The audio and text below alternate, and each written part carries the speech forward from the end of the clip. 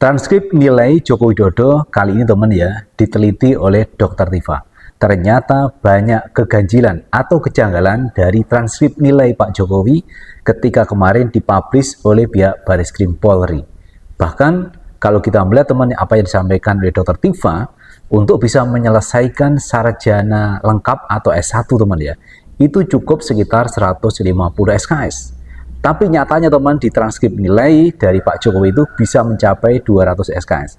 Dan ini menurut saya adalah irasional, tidak masuk akal transkrip nilai dari Pak Jokowi kalau hanya menyelesaikan yaitu sarjana S1. Nah teman, saya Kang Aman Official, inilah Enjoy Channel News.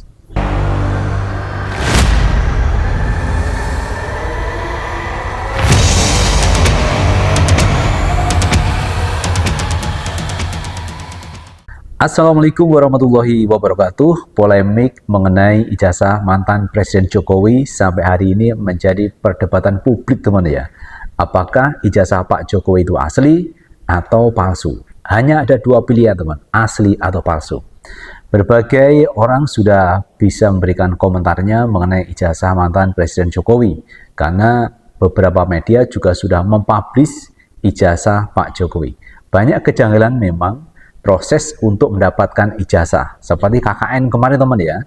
Pihak Bareskrim menyatakan bahwa Pak Jokowi itu KKN di tahun 1983. Namun Jokowi sendiri mengatakan KKN-nya di awal tahun 1985.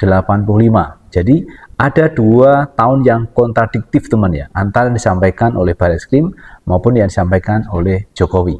Kemudian lagi teman ya, mengenai dosen pembimbing ya. Dosen pembimbing kata Jokowi ya, Pak Kasmujo adalah dosen pembimbing akademik. Tapi Pak Kasmujo sendiri menolak tidak menjadi dosen pembimbing akademik dari Pak Jokowi. Karena pada waktu itu Pak Kasmujo memang masih menjadi asisten dosen.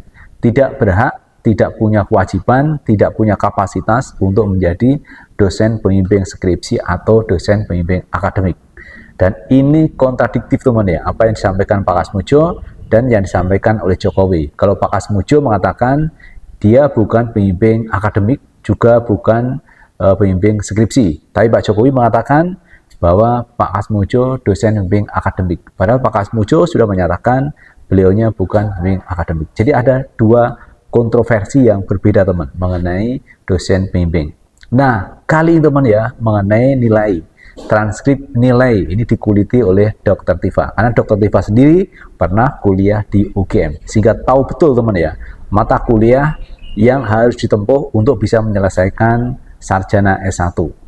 Dan kali ini coba kita lihat video dari Dr. Tifa yang mengoreksi terkait transkrip nilai dari Pak Jokowi. Ada lagi transkrip nilai yang aneh buat saya, itu weird ya, ganjil, yaitu tiba-tiba Bareskrim menunjukkan transkrip nilai sarjana dengan nomor mahasiswa 1681 KT. Artinya itu adalah nomor mahasiswanya Joko Widodo. Mahasiswa bernama Joko Widodo. Ini saya nggak bilang mantan presiden atau presiden, Joko Widodo aja buat saya. Nah, ada tulisannya transkrip nilai sarjana. Di situ cuma 1, di situ tulisannya SKS-nya 88. Kemudian di sebelahnya ada IPK 3,05. Oke ya. Nah, ya. Nah, orang kalau kemudian berhipotesis kan, seperti ada beberapa kelompok juga berhipotesis. Ya berarti Joko Widodo itu lanjut dari sarjana muda ke sarjana. Nah, sekarang kita coba gabungkan. Sarjana muda dia menyelesaikan 122 SKS, kemudian sarjana dia tambah 88 SKS. 120 tambah 80 aja udah 200. Lah ya, kan nggak mungkin. Karena menjadi sarjana waktu itu berdasarkan Kementerian Pendidikan Kebudayaan itu hanya 144. Sampai 150. Sampai 150 tergantung. Saya 158 untuk S1 saya. Sampai selesai dokter 218 ya.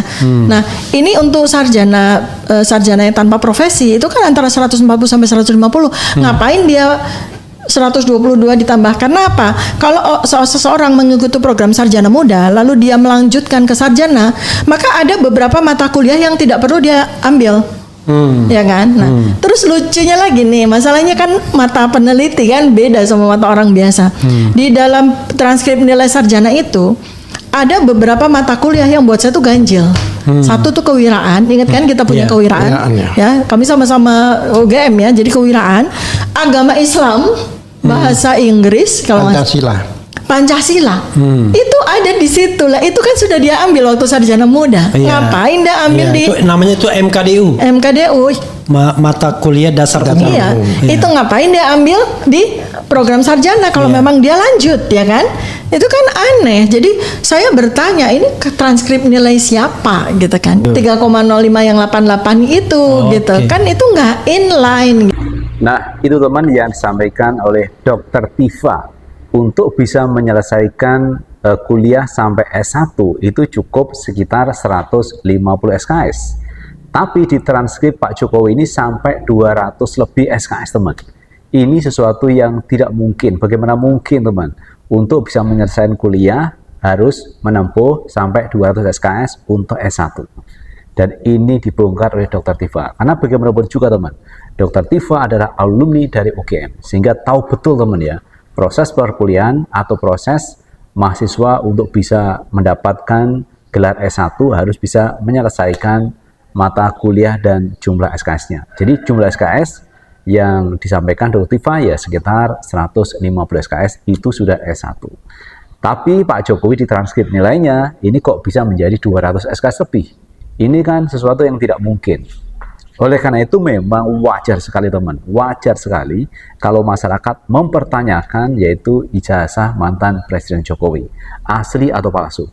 Belum lagi masalah skripsi, teman, ya, yang kemarin disampaikan oleh Dr. Rismond Sianipar bahwa skripsi Pak Jokowi itu tidak ada lembar pengesahan. Padahal lembar pengesahan itu harus ada di skripsi, teman, ya, karena di situ menyangkut ketua Dewan Penguji, kemudian penguji, kemudian lagi itu sekretaris, kemudian lagi adalah tanda tangan dekan. Biasanya itu di lembar pengesahan. Jadi ada dekannya, ada dewan pengujinya, ada sekretarisnya. Tapi menurut Dr. Rismond, teman, itu tidak ada lembar pengesahan di skripsi Pak Jokowi. Ini kan aneh lagi, teman, ya. Bagaimana mungkin namanya sarjana S1 itu skripsinya tidak ada lembar pengesahan dari dewan penguji atau dari tanda tangan dekannya. Ini sesuatu yang patut dipertanyakan skripsi Pak Jokowi. Atau mungkin di kemudian hari ada lembar pengesahannya, maka perlu diuji, teman, ya, lembar pengesahan tersebut. Karena ketika Dr. Rismond ini ke perpustakaan UGM, itu jelas difoto, dibuat file oleh Dr. Rismond, itu tidak ada lembar pengesahan. Nah, kalau ada lembar pengesahan, wah, ini gawat, teman-teman, ya.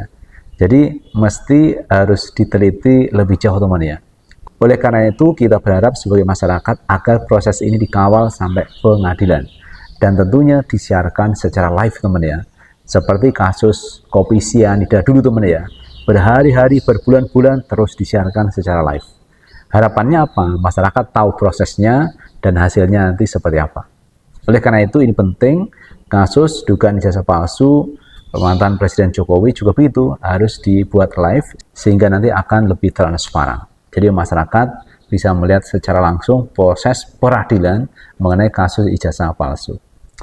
Itu, teman, yang bisa kita bahas kali ini. Terima kasih sudah menonton. Jangan lupa tetap like, subscribe, share, dan komen di channel ini agar kita bisa membangun channel ini menjadi lebih baik lagi. Sukses selalu. Assalamualaikum warahmatullahi wabarakatuh.